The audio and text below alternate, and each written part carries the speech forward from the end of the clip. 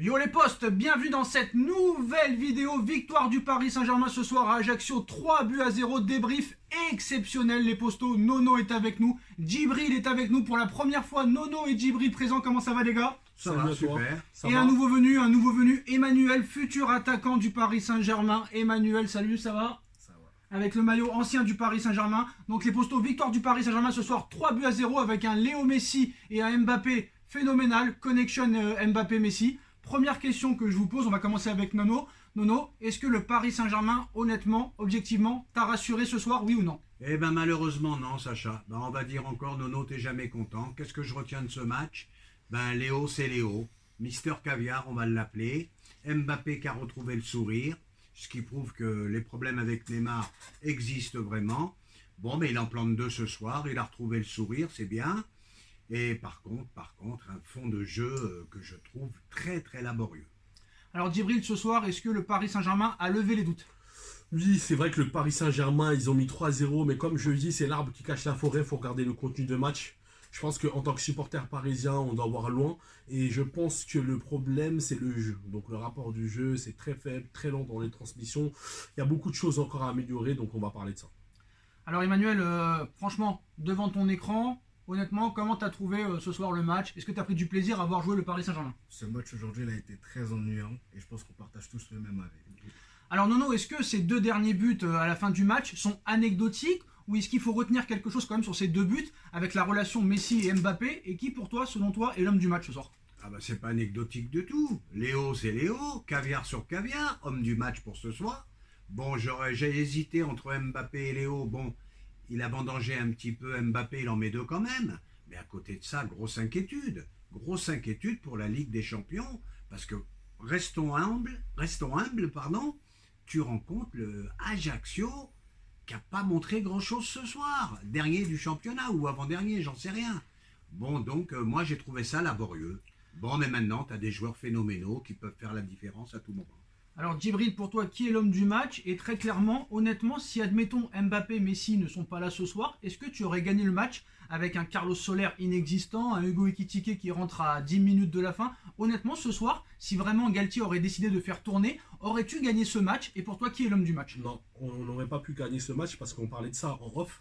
Je sais pas si je te rappelle, le PSG, à part la MNM plutôt, en 6 matchs, c'est les seuls qui ont marqué. Ça veut dire que les milieux de terrain, ils sont pas concernés par les buts.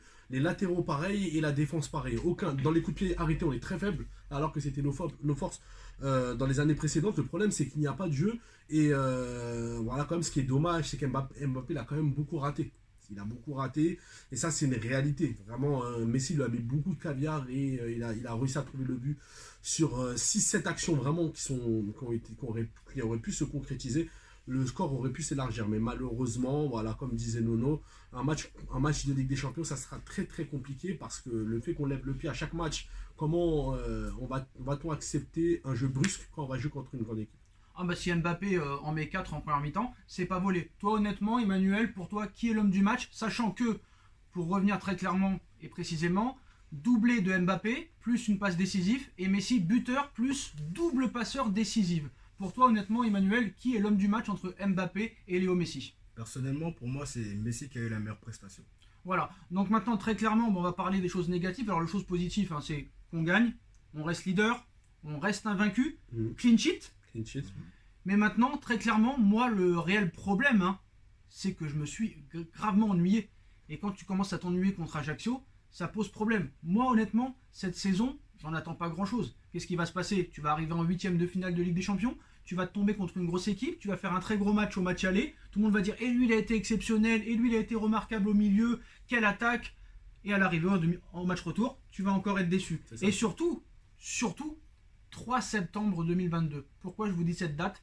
Et bien le 3 septembre 2022, c'est la date où il y a un autre joueur de la MNM qui a marqué. C'est-à-dire que depuis le 3 septembre dernier, tous les buts du Paris Saint-Germain sont inscrits par la MNM. Et ça, Nono, c'est un véritable problème. Eh ben, t'as juste à regarder le Real de Madrid. Regarde Valverde, milieu de terrain, qui peut jouer partout d'ailleurs, et qui plante.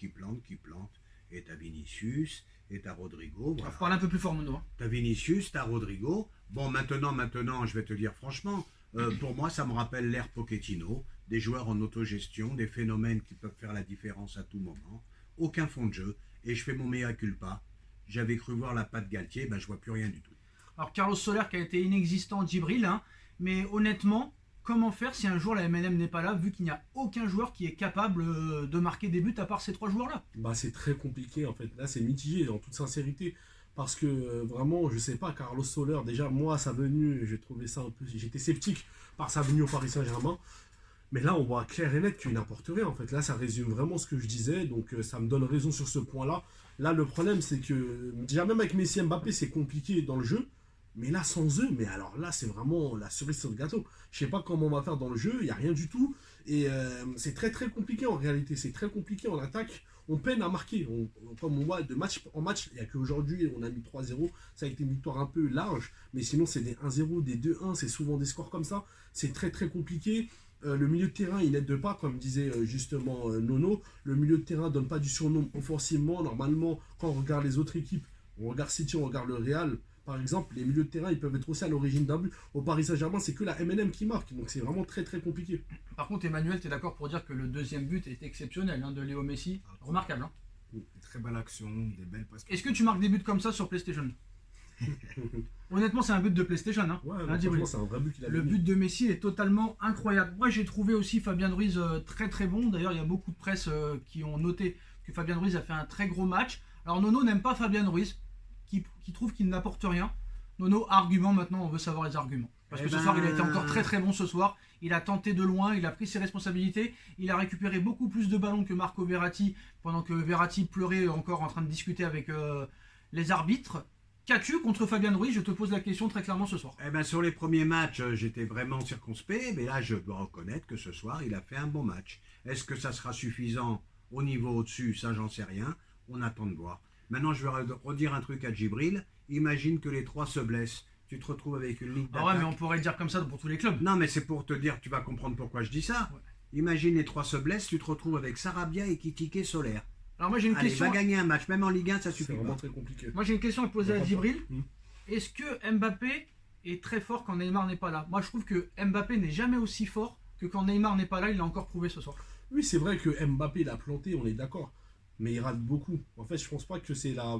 Mbappé, moi je pense pas que ça va causer à ce que Mbappé soit pas fort. Soit c'est son attitude avec Quand Mbappé. Neymar n'est pas là, il est quand même plus performant sur le Oui, terrain. c'est vrai, mais après, comme je dis, est-ce que Mbappé aussi fait des efforts pour pouvoir jouer avec Neymar? Parce que les années précédentes, ça n'a pas causé de problème. Maintenant, pourquoi cette année ça cause de problème? Est-ce qu'il n'y a pas une hostilité entre les deux?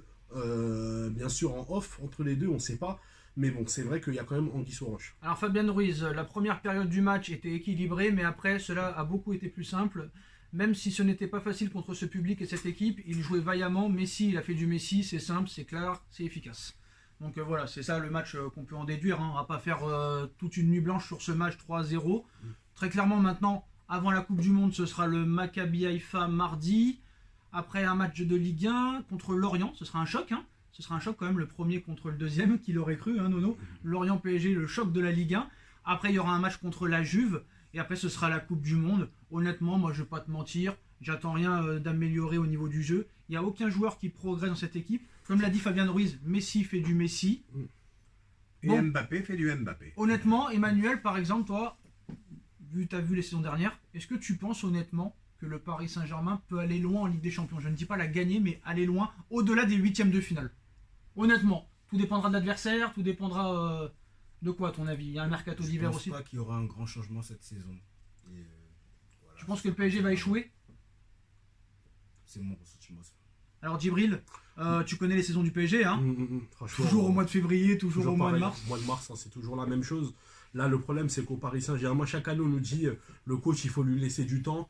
Un grand coach, on lui laisse pas du temps. Ancelotti, quand il a repris le Real, que ce soit en 2014 ou même lorsqu'il est revenu récemment, on a vu du changement directement. Il y a des joueurs qui se sont transcendés comme des joueurs comme Vinicius et d'autres, Rodrigo et d'autres joueurs. Bah, encore regarde par ce la qu'a dit suite. Xavi hier après le match. Voilà. Après la victoire du FC Guardiola, Barcelone, pareil. Bah, il a dit moi si je me fais éliminer, Mm. bah si on me vire, ce serait normal. bah voilà. Ouais, bah moi je vais te dire, je vais rajouter, hein, Galtier il a rien à voir, hein. Action de génie de Messi sur son deuxième but, Mais c'est Eh, pas c'est par pas rapport- Galtier qui lui a appris à faire ça, hein. Bon. Donc tu comptes sur des phénomènes, tout simplement. Quand même, force est de constater que pour l'instant, certes, le PSG est critiqué dans le jeu, il y a une hype en début de saison, mais pour l'instant, très clairement, Djibril, malgré les polémiques, malgré les problèmes Mbappé, les problèmes Neymar-Mbappé, bah à l'arrivée, les trois de devant sont assez phénoménales, et à l'heure où on parle, quand même, il faut s'en rendre compte que le PSG, quand même, est invaincu toute compétition confondue. Après, phénoménal, oui, comme je dis, Le c'est trio, l'arbre. le trio, hein. Ouais, le Il trio. marque à tous les matchs. Oui, le trio, mais c'est quand même l'arbre qui cache la forêt. On verra en Ligue des Ah oui, Champions. ça c'est sûr et Parce certain. que la Ligue 1, chaque année, c'est toujours pareil. Hein. Vous marquez. Mais moi, comme je dis toujours par rapport à Galtier, là, le problème, c'est qu'il n'y a pas de patte. Là, les buts, c'est souvent par des exploits individuels.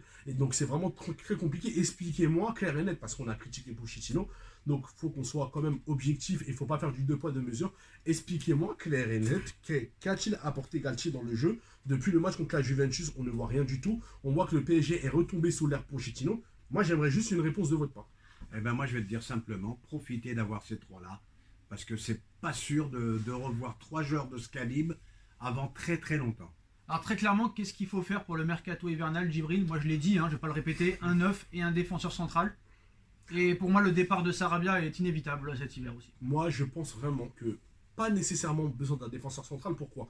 Là, le fait qu'on est remis dans un système à 4 fait que la rotation reste à 5 parce qu'il y a Bichabu. D'ailleurs, Marquinhos, c'est beaucoup mieux. Hein. Oui, Ah oui. franchement, là, il est beaucoup mieux. Donc, il n'y a pas besoin forcément. T'as Kimpembe, t'as Danilo, t'as Ramos, t'as Bichabu, t'as Mukiele aussi qui peut jouer dans cette position-là. T'as quand même 5 joueurs. Je pense que c'est pas nécessaire. Quand c'est un système à 3, oui. Mais là, on a rétrogradé dans le système à 4, pas besoin de recruter. Là où on doit recruter, c'est un joueur qui est box-to-box au milieu de terrain et un 9. Il nous faut un 9, un joueur qui est capable d'être un point de fixation et un joueur surtout qui est grande taille et qui peut marquer les ballons aériens pour mettre en avant les latéraux. Nono, qu'attends-tu du mercato hivernal? Ah bah il te faut juste l'équivalent d'un Valverde, je sais pas où on pourra le trouver, je sais pas s'il existe. Ah, donc pour toi, le problème est au milieu de terrain? Ah c'est au milieu. Non, je pense pas. En fait, Non, moi non plus. moi, je pense que le vrai problème au Paris Saint-Germain, Mais les enfants en 4-3-3, Hum. si vous voulez un avant-centre, vous enlevez qui? Mais Neymar tu peux Messi jouer en 4-2-3, hein?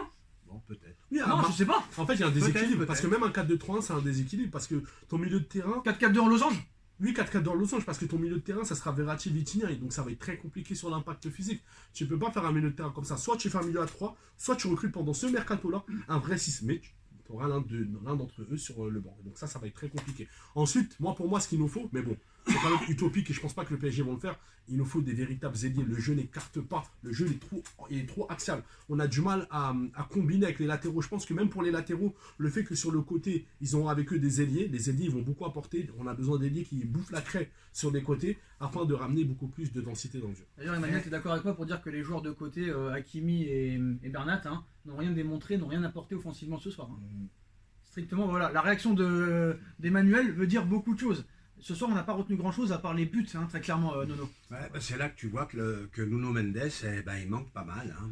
Ah oui, mais Juan Bernat n'arrivera jamais à retrouver son niveau. Bon, en tout cas, chacun dira le mot de la fin. Emmanuel, voilà, Absolument. absolument rien. Ce soir, victoire logique, mais normale, j'ai envie de te dire. Nono et Djibril, je vous laisse le mot de la fin. Nono, le mot de la fin. Bah, moi, mon mot de la fin, ça sera merci Léo, tu m'as sauvé de l'ennui.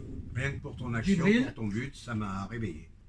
Alors moi, je tenais à vous dire que franchement, j'ai vu un match qui était vraiment grave et j'espère vraiment du changement par la suite. Alors la question, on finira là-dessus. On sait très bien que souvent on va dire qu'on n'est jamais content, mais c'est normal, on est des perfectionnistes.